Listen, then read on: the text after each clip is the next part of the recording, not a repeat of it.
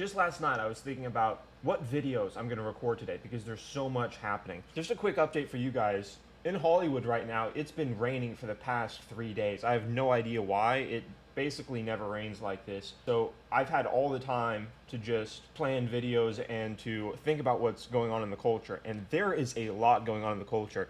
This video might touch on multiple topics just because there's so much going on. I think what we're going to do first is acknowledge this Elon Musk in Israel situation because it's making waves on Twitter. And it's making very interesting waves because the left, in its divorcing of reality, has progressed to the point where their infatuation with victimization and their inability to think logically about ideas, and as they reject all objective frameworks, leaves them in a place where everything they say basically makes no sense. On the one hand, they're trying to stand with Palestine, which makes no sense because that's essentially standing with a terrorist state that is 80% pro-Hamas, a terrorist organization. They're angry at Elon Musk because he stands for free speech, but they're even more angry at Elon Musk because he went to stand with the Jews who are victims. So they're angry he's standing with the victims, but they're even more angry that he's standing with Ben Shapiro while they both stand with the victims because Ben Shapiro is a big bad person. And you see the main difficulty they have is they can't think. The main difficulty they have is they can't distinguish up from down, and they can't engage in ideas. If they could engage in ideas, then they'd be able to debate Ben Shapiro, they'd be able to best his ideas, they'd be able to contend with, well, reality ultimately. One of you guys said that you found my fan distracting. I never even thought about that, so I just turned it off. If you guys like that better, maybe let me know about that. And if you have any other suggestions, let me know. I did install, as you can see, the Andrew Tate poster behind me, so that's I think that's pretty cool. But anyway, so leftists find this infuriating because they only view the world in terms of identity political groups. So Ben Shapiro is a deplorable other bad person. They can't engage with ideas, so they only label him as a bad person. And this is in keeping with the modern categories of Marxism, where your virtue is determined by your identity group. Black woman, automatically high victimhood status. All of this is counterfeit, so I'm just explaining how they think. But Black woman, high victimhood status, therefore high virtue. Black man, still a victim, but not as victimized as black woman because black woman faces misogyny as well as racism. The black man just experiences racism and is given extra benefits as a result of being a man. This is all counterfeit, but this is literally how they think. And so they don't view the individual as getting merit and virtue as a result of doing good things for people like Elon Musk, because if they did, then of course they would love Elon Musk. And what's funny is they used to, back in 2014 when I met Elon Musk, they loved him because he was building electric cars and he was their guy, but they've totally been possessed and hijacked by this modern Marxist belief that virtue is determined by your status in these Marxist identity categories. And since they can't engage in this framework of meritocratic vetting at all, it's like a language that we get to speak, by the way, that they don't get to speak, which is kind of interesting. Of course, I wish everyone could speak this language, but this conversation that we're about to have, that I'm about to have with you as we analyze this, they can't even engage in any of it because they hate meritocracy. They dispute the notion of the individual. They hate responsibility. They don't even believe that a person exists as the locus for potential for making the world better because they're nihilistic in conjunction with postmodernist ideology that says there's no such thing as better and worse and right and wrong and truth and falsehood. So they can't do any of what we're about to do right now, which is why they hate Elon Musk and Ben Shapiro even more. So let's get into it. So, one of the first things the Nazis did when they came in is they shut down all the press and any means of conveying information. So and it's crazy that is what the left has tried to do and has been exposed for attempting that before Elon Musk bought it. They were literally in cahoots with the federal government to silence voices that the federal government disagreed with, in blatant violation of the First Amendment, by the way. But because they think that they are by default the good guys, they have no qualms with subverting actual merit and actual morality. They don't believe in truth. They don't believe in objective morality. That's why they are extremely dangerous tyrants, because they believe that they can save democracy by removing their opposition from the ballot. They believe they can be inclusive while discriminating. They believe they can be compassionate while being reprehensible. And it's worth noting in the United States, the First Amendment in the United States was freedom of speech, because the people that came to the United States from other countries did not have freedom of speech. That if they had said something, they could be imprisoned or killed. And that's why the first correction to the Constitution was the ability to say what you want to say and not be... America as an amalgamation of values is a stepping up point for the human consciousness that will go down in history forever. There's certain levels that just propelled humanity forward. There's electricity, there's the combustion engine, the reason, Socrates 2,000 years ago. There's a lot of those levels. But America as a founding launch pad for the human potential in terms of enshrining free speech, enshrining liberty, enshrining the pursuit to happiness, and saying we find these truths self-evident, will go down in history as a declaration of what we can move forward into achieving. The leftist ethos, the Marxist ethos that is driven purely by resentment and hatred for all things good, is opposed to that. And that's why they find themselves constantly at war with America and taking the side of terrorists that have the slogan "Death to America" in their name.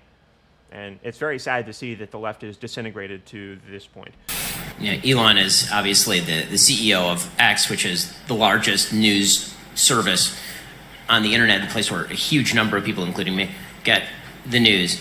You've been committed since you took over to a much broader... I now get the news on X as well. ...perception of free speech on the outlet. And that's is Ben going to ask him about the pro-Palestine free speech stuff? That'd be interesting. There's a lot of criticisms about suggestions of rising anti-Semitism on the outlet as well. I can say for my own part that the broadening of speech on Twitter, I think, has been, and on X, has been an excellent thing. One of the things that I was able to do, for example, in the aftermath of October 7th was actually...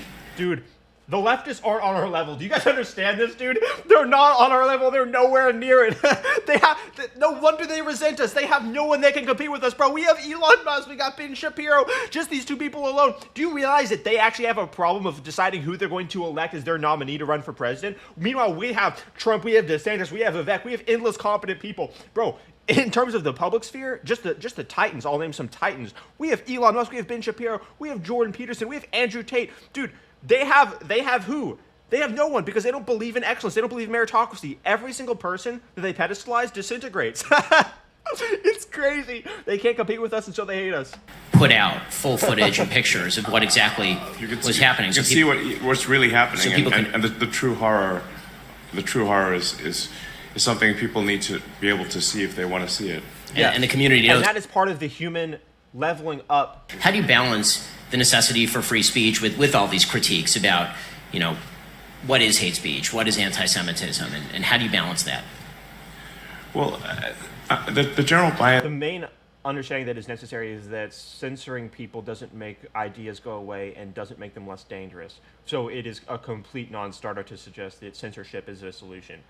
Instead, what is necessary is a promotion of the mechanisms that reveal truth being dialogue in free speech. Once you're and so you promote the necessity for reason and logic when you engage with people, so that when they do not adhere to logic and reason in free speech, then they are mocked and ridiculed, subtly or not so subtly. This is what should be happening on college campuses, but instead college campuses are teaching people that Elon Musk is a part of the patriarchy and any number of other useless slogan demonization tactics to, say the left is good, any person that agrees with Elon Musk bad because we hate meritocracy. Bias of the platform is in favor of free speech, and I think at the end of the day, if you think about it, they kind of have an inverted meritocracy where they worship victimhood. Free speech wins in that if somebody says something that's false, especially on our platform, you can then reply to it with the correction. And then I'm a huge fan of community notes. We've put maximum resources and attention behind community notes. Community notes are amazing. I'm just going to say that. I love community notes. So if somebody tries to push a falsehood, like Holocaust denial or something like that, they can immediately be corrected.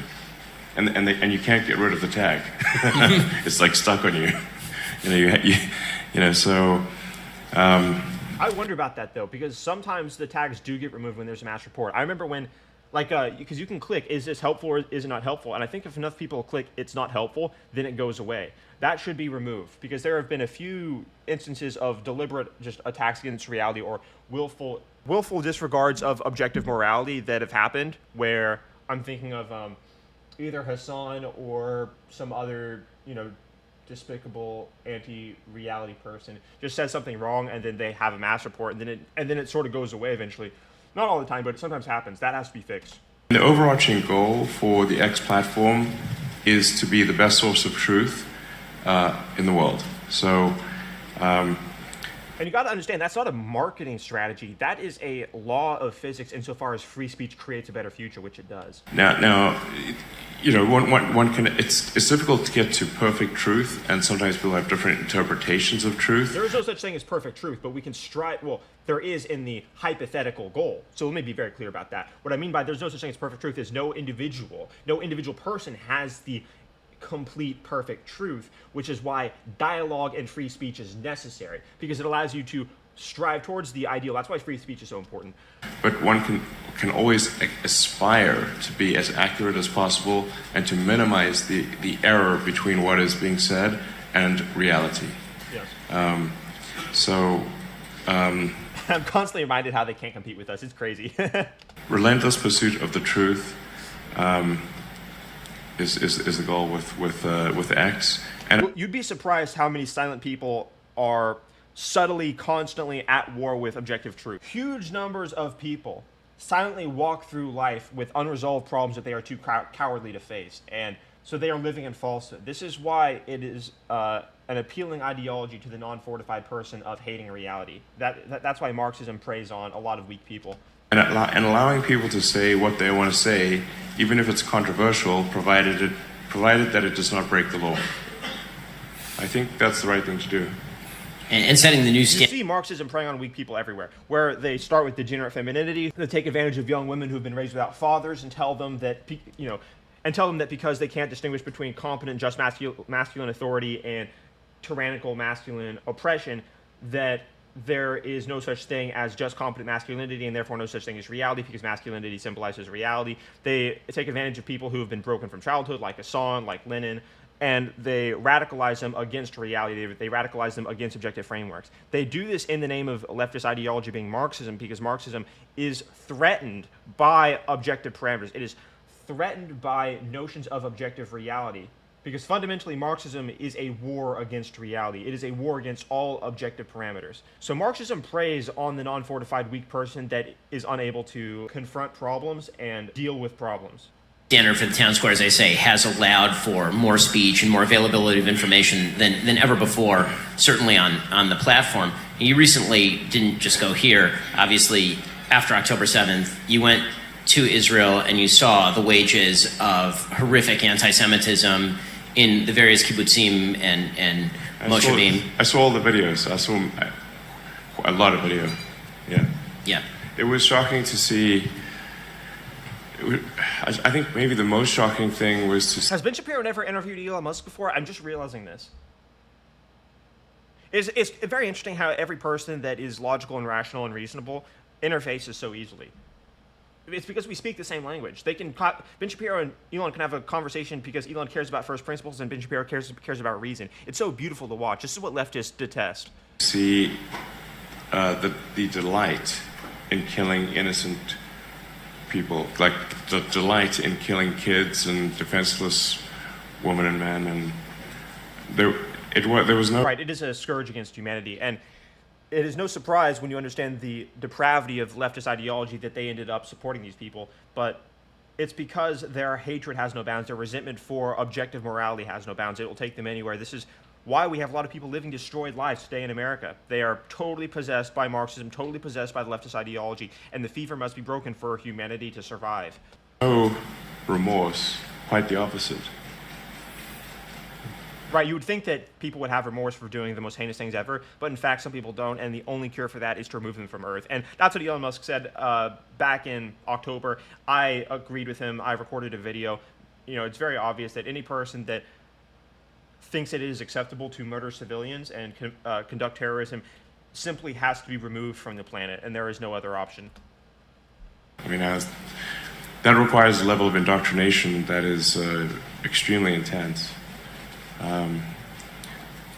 So I think that to solve that, you have to address the source of the indoctrination, because no one should ever be glad about killing some child. I I know enormous number of Jews, myself included, are very moved that you continue to wear the necklace in remembrance of the hostages. So it's so horrible how leftists invert reality. You have these people running. I mean, the same people that pretend, like I'm thinking of MSNBC, where they were saying that the right-wing party is flirting with fascism and authoritarianism. Meanwhile, the left is literally trying to remove people from the ballot, and the right-wing platform is about freedom and liberty and, a smaller government. They just invert reality. They say that Elon Musk is an anti-Semite. Meanwhile, he's literally wearing a necklace, visiting Israel, meeting with the prime minister, and they have unthinking leftist drones believing this. It's crazy. Thank you for that, obviously, because raising the profile of the fact there's still dozens of men, women, and children. Many. I checked before I came. So many hostages. I hope they're alive. I hope they come back. So let's talk about the uptick in anti-Semitism more broadly. One of the things that's been hard to watch as a Jew, but also just as an American and a Westerner, has been the radical upsurge in anti-Semitic activity, just generally, anti-Semitic sentiment, appalling. Yes. I analyzed this for several hours every single day back when the Kanye West stuff was happening. And I came to the conclusion that it is happening as a result of the war against objective morality. There is a war against objective morality being waged by Marxism in the exact same vein that I've been describing. And it's taken many forms. And it preys on any person that is disenfranchised and doesn't have a fortified identity in rationality, logic, reason. It takes advantage of people that aren't tethered to reality. That's where it started, or that's where it really started to blossom in society. Before that, the seeds were planted as soon as the left distanced themselves from objective morality, which who knows how long ago that was. I think that it was probably hundreds of years ago. After October 7th. It's been astonishing, actually. Yes, and I must admit to being... That's the war on reality. Because you can see the trends. Insanely heinous, objectively reprehensible thing happens. Because the left is petrified of condemning objectively immoral things and therefore acknowledging objective moral frameworks that judge them and invalidate their entire ideology, they then ramp up. So you see the graph doing this in terms of rejection of immorality right after an event happens that would require you to acknowledge objective morality. This is a leftist agenda. Very, very clear and obvious. I'm somewhat, frankly, naive about this. In the circles that I move, I see almost no anti-Semitism. And there's this old joke, I've got like this one Jewish friend. No, I have like 2/3 of my friends are Jewish. Okay, I have twice as many Jewish friends as non-Jewish friends. I'm like Jewish by association. I'm aspirationally Jewish. So I don't, I was like, what are people talking about with this anti-Semitism? Because I never hear it when at dinner conversations. It's like an absurdity.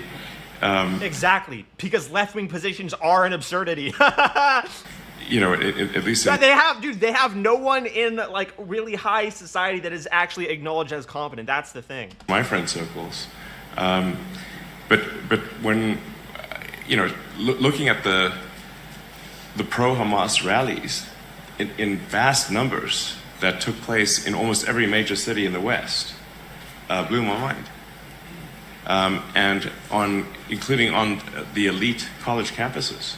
Right. It is the leftist push that resents objective morality. I'm telling you guys, it's not that complicated. It becomes abstract when you analyze it, but it isn't that complicated in principle. The radical left-wing ideology under Marxism detests all objective frameworks because they feel judged by it. That includes objective morality. So they can't acknowledge right versus wrong. And when there's an event that requires them to do so, what they do is they ramp up their delusion. They not only double, they quadruple down. That's what happens. That are supposed to be, if you're an elite college campus, you're supposed to be enlightened. You're not supposed to be fostering hate. And yet you had these pro-Hamas demonstrations That's Marxist ideology. I covered it in my analysis of those presidents from Penn, MIT, and Harvard testifying. It's very obvious. Harvard, Yale, including at Penn. I went to UPenn, at Penn, and I was like, this is unbelievable. I mean, there's a poll recently from Harvard-Harris showing it's only believable and comprehensible once you understand their war with objective reality itself. That some 67% of people aged 18 to 24 said that the Jews were an oppressor class. Right, because they only view things in terms of power disparities between people. That is Marxist doctrine, guys. That's Marxist ideology. Which, in America, Jews represent approximately 7. You're not a good person as a result of being oppressed. You're a good person as a result of being like Elon Musk, doing things for humanity, being impressive, creating value, making the world a better place, not being a victim. Oh my gosh, I'm a black woman, so I'm automatically one of the best people alive. I should get a pilot's license. Million Jews in the United States out of 330 million Americans, tiny percentage of the population. But that ideology, that the Jews are an oppressor class, matches up very nicely and very closely with what is a conspiracy theory. At root, anti-Semitism is a conspiracy theory, and it's a conspiracy theory about power. And if you're much worse than a conspiracy theory, Ben, it's rooted in the anti-reality sentiment of woke mind virus Marxism.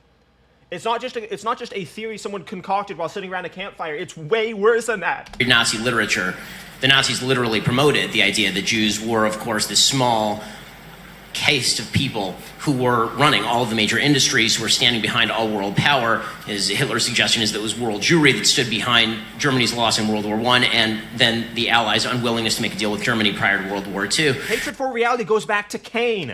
And that theory of power and group identity. Shout out Jordan Peterson, bro. You're my virtual dad. Is really ugly, and we see echoes of it today. I mean, the diversity, equity, and inclusion ideology that basically suggests that it's communism, it's Marxism, it's exactly equality of outcome is communism. All society is a vast pyramid of group identity, and that at the very top are the people who are successful, and that those people are exploiting everybody else. And we can tell who's successful by their group identity, not by their level of success, by their group identity. Yes. That matches up incredibly. It syncs up almost a Venn diagram circle with anti-Semitism. Absolutely.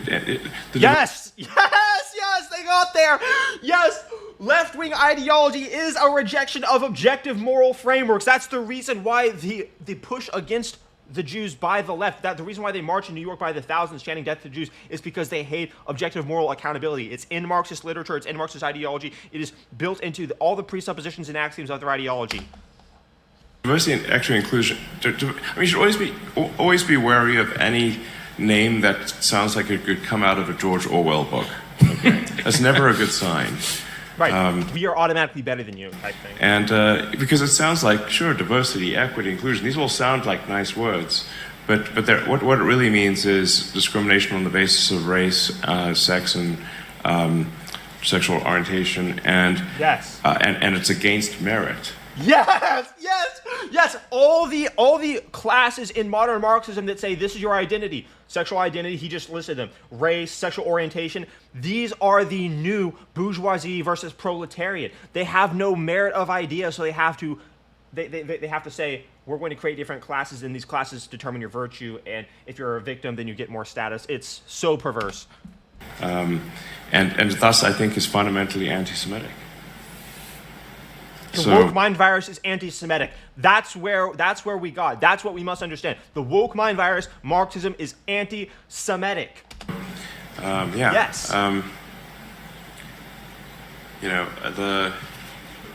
of the riots that were in the major cities and college campuses, I think, was a shocking wake-up call to, I think, any sort of civilization or civil-minded person, really.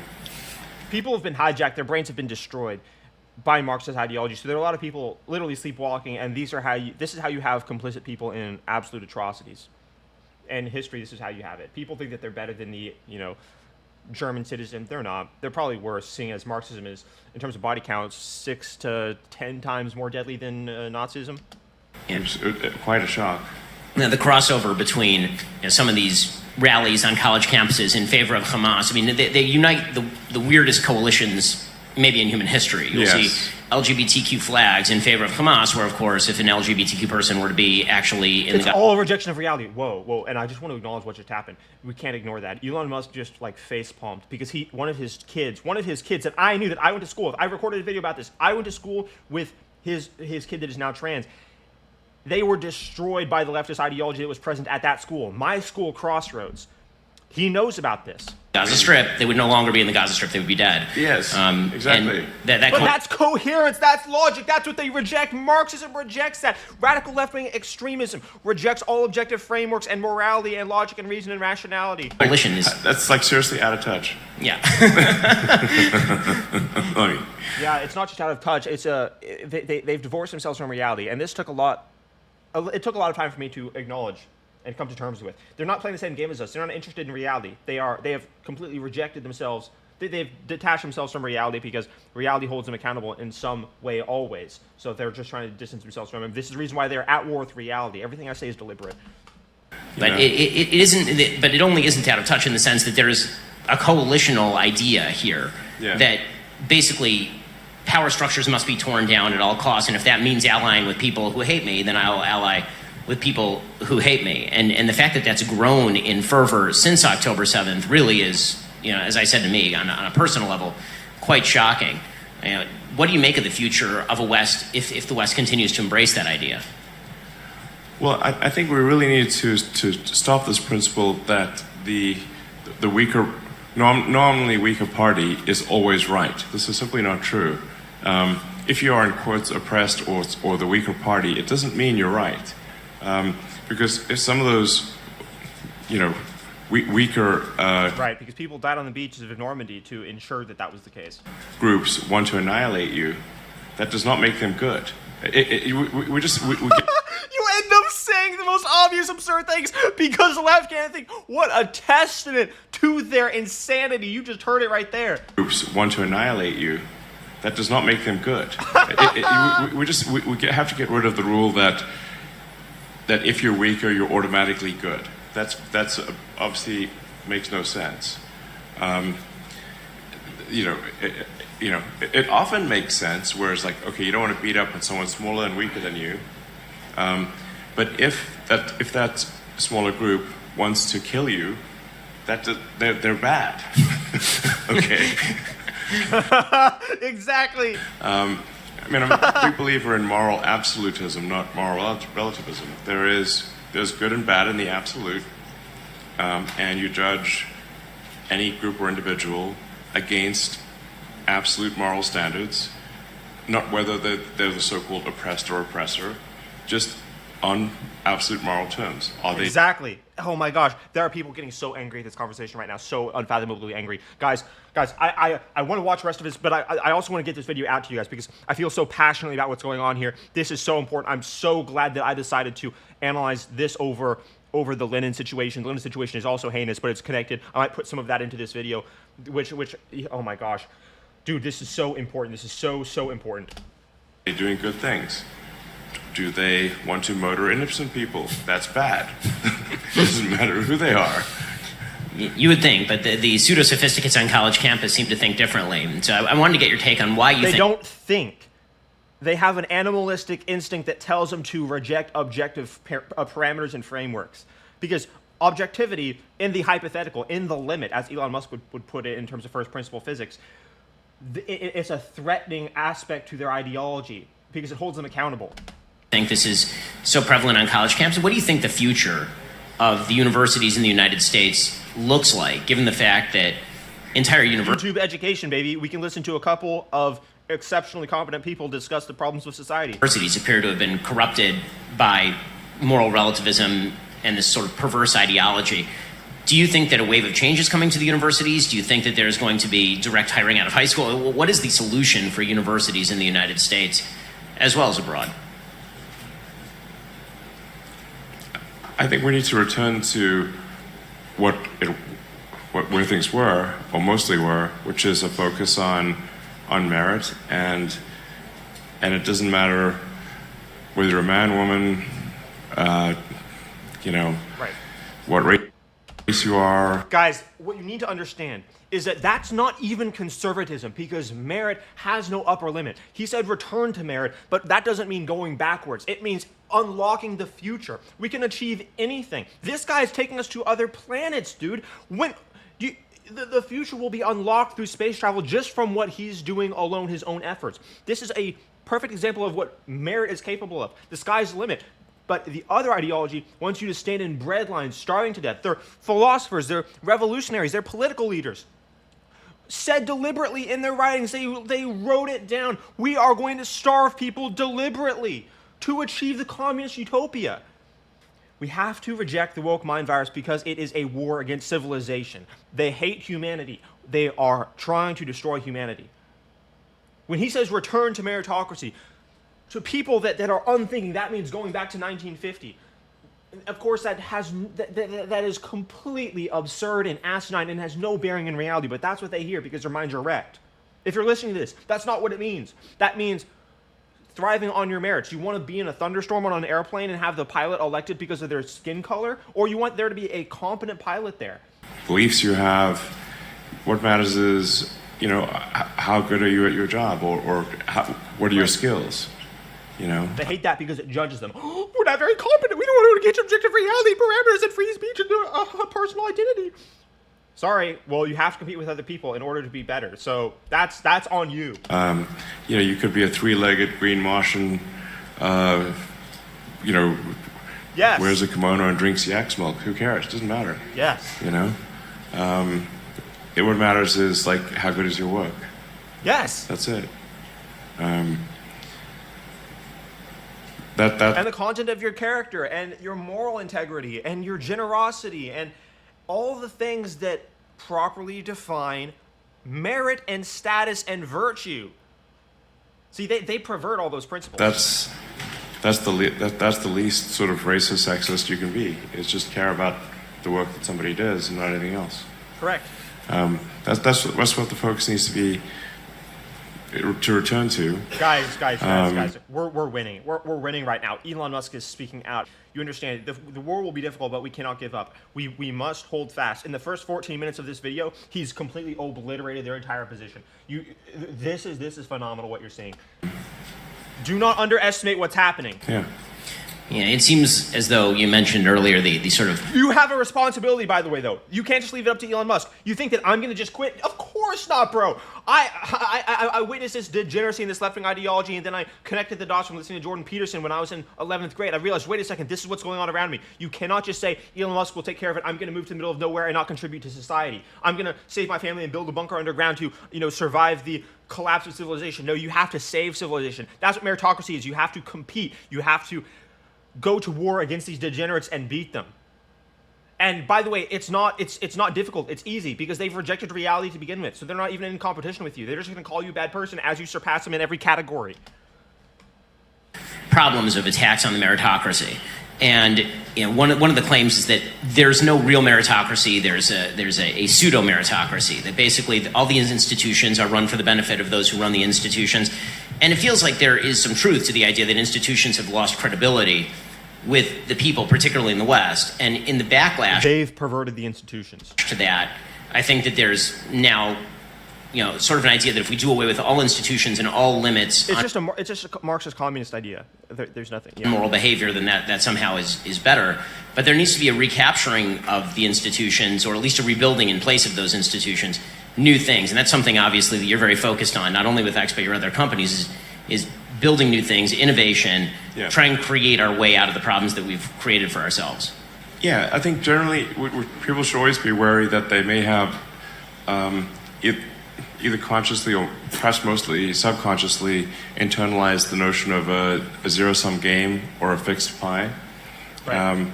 And if you internalize that there's and an obsession on power. That's what the Marxists do. Is they say there's nothing that mediates relationships between people besides power. Everything's zero sum, meaning in order for me to get ahead, someone else has to not get ahead, or for me to have stuff, someone else must not have stuff. If you have that axiomatic flaw, then what it needs to be done is to fix that axiomatic flaw, because it is false. It's not a zero sum game. We can absolutely grow. And have grown. Exactly, we have grown. The pie has gotten larger. This is very, very simple to understand if you have an IQ that is triple digits, guys. The pie has gotten bigger since the 1950s. It hasn't gotten smaller. The economy's increased, right?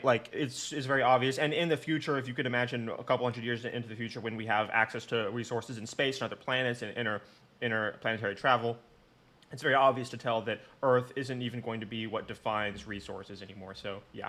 Evidence is overwhelming that we have grown the output of goods and services. We have many things today that we did not have in the past. We are far more prosperous, all of humanity is far more prosperous today than it was at the times in the past. I mean, it wasn't that long ago where, we'd count a good year as one where, well, the bubonic plague wasn't that bad, only killed 10%. Not that many people starved through the winter. We only lost, 5% of our population due to raids from other tribes. Basically life used to be very rough in the old days. If they could see us now, they'd be like, what are you guys complaining about? This is amazing. Really the present day future is amazing compared to the past. And anyone who doesn't think it's amazing is not a good student of history. So I think we live in the most interesting of times and probably the best of times. One of the things that I would hope that, and I think you're part of this, is a coalition of meritocrats standing up for the meritocracy is going to be deeply necessary in a future where trust has been fragmented with so many institutions. We're going to have to stand up and loudly say that merit still exists and that merit is individually based, not based on innate characteristics of But what you need to understand, guys, is that it's not simply a war against two different ideologies. Reality backs us. Reality backs meritocracy. Reality backs reason. The reason why those principles were discoverable is because they are a reflection of the objective nature of reality itself. So their ideas are not just false, wrong, and immoral. Reality disagrees with them. So it's very easy to beat them. We just have to have the courage to say, you're wrong, you're not a good person as a result of being a victim. You're not a good person as a result of adhering to the Marxist identity status groups. You actually have to have quality of character. And this ideology that you have, it's the worst thing that humanity has ever devised and has killed 6 to 10 times more people than the Nazis did. Some sort. So you mentioned earlier, that you're aspirationally Jewish, that you surround yourself with, that you're surrounded by so many Jews. So are you part of the Jewish conspiracy? What exactly is the... Maybe. That'll please the haters online. Yeah. I'm sure. No, I mean, I